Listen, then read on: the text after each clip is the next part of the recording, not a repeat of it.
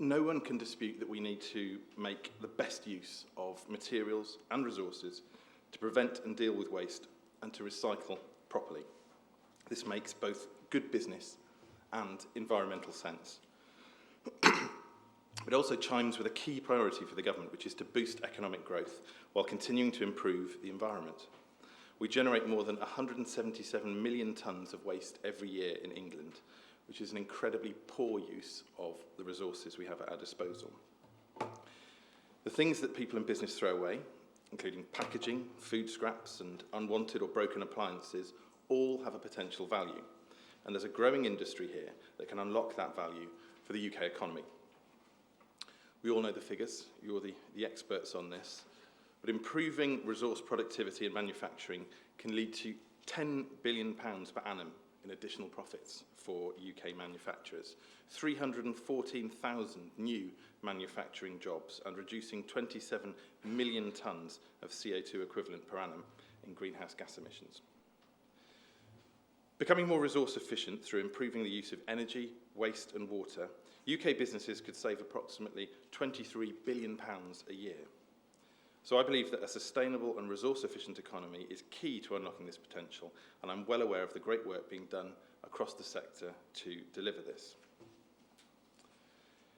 A key component to this sustainable and resource-efficient economy is keeping material resources in circulation, moving away from a linear approach of make, use and dispose towards one where our products and the materials which they contain are valued in a different way.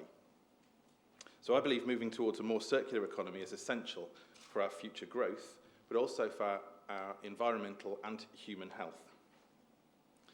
I should emphasise that when I talk about a circular economy, I consider that we must focus on moving towards a more circular economy rather than an entirely circular one, which is both undesirable and unachievable.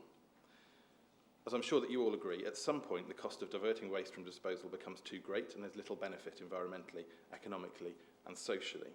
But with improved technology, with innovation and more concentration on what is achievable, we can increase circularity as far as is possible. Beyond Europe, this is rising up the global agenda as well in the context of the ongoing discussions on the post-2015 Sustainable Development Goals and the actions that countries can take in relation to sustainable consumption and production. Some of the key concepts were explored at a UCL event this week around Commissioner Potocnik's contribution. And while, as I say, I couldn't be there, I very much do share his views that with that growing population globally, we have to work within our environment's limits to meet the demands of production and consumption. Material resources are increasingly becoming costly to businesses, and therefore making the economic argument to become resource and energy efficient makes sense and could give us that competitive advantage. And as Minister for Water, I could add water very much to that list of those resources that we have to be very much focusing on. And the Commissioner suggested that a staggering 80% of what we produce is used once and then disposed. We must change this and how we produce and consume products.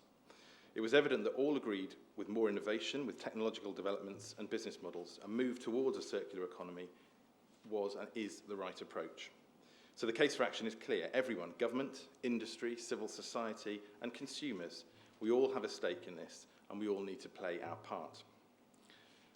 From my perspective, our focus remains on delivering a more sustainable and efficient approach to resource use and management of waste throughout society. And DEFRA is the department that will continue to champion and to support you in what you do.